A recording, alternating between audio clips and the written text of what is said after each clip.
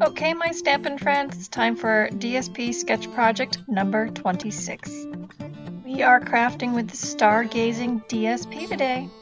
Both prints are going to be cut the same, and we're going to use the 2.5 by 4.5 sections. So here are all our parts and pieces. You can sign up for my mini tutorial email to get a PDF of each project. Start by folding and scoring your card base with your bone folder.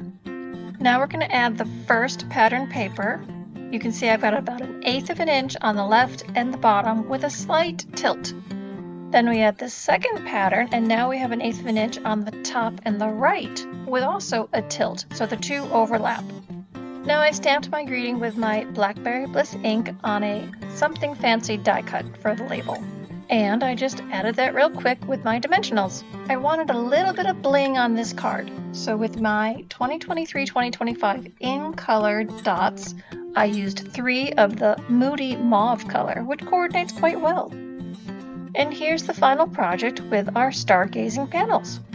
Use the link in my description to see my DSP Sketch Projects gallery and also where you can sign up for the mini tutorials.